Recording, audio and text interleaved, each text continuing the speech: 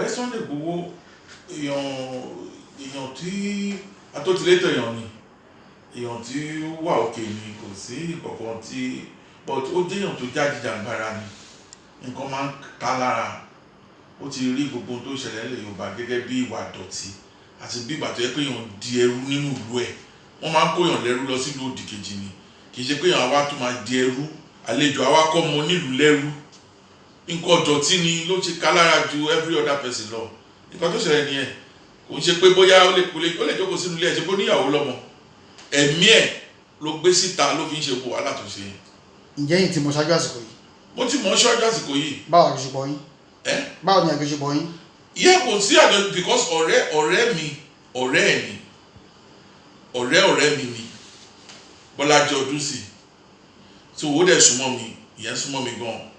So mo mọ̀ pé a máa ń sọ̀rọ̀, èmi àti ẹ̀ máa ń sọ̀rọ̀ lórí fóònù dáadáa. Tí Ọdúnsì bá wà lọ́dọ̀ á pè mí àjọ sọ̀rọ̀. Àwọn kan jẹ́ sọ pé bó ṣe ń bá lọ yìí pé ó ṣe ṣe káwọn olóṣèlú kí wọ́n já kíní ọ̀kan jagbà mọ́ lọ́wọ́. Ṣé lóòótọ́ lélẹ́yìí?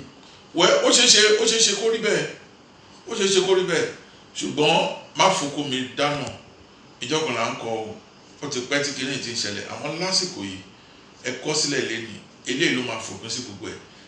Àmọ́ tó máa ṣẹlẹ̀ lọ́la tó rọ́lọ́run ló mọ̀la. Bàbá ọmọ tó máa ṣẹlẹ̀ lẹ́ni ṣùgbọ́n èmi mọ̀ pé bí kan ni kíní ìmájá sí. Ìkìlọ̀ yára fún Sunday Igboho, kí ni ìkìlọ̀ tí ń sí? Kò sí kìlọ̀ tẹ́mi fẹ́ ṣe fún Sunday Igboho ni pé kó ṣọ́ra, kó wo ìta, kó wọlé torí ẹ̀kúnlé lọ́ta wà, ilé là ṣe ní gbé, kó má dẹ̀ fi inú ẹ̀hàn yẹn ó tán.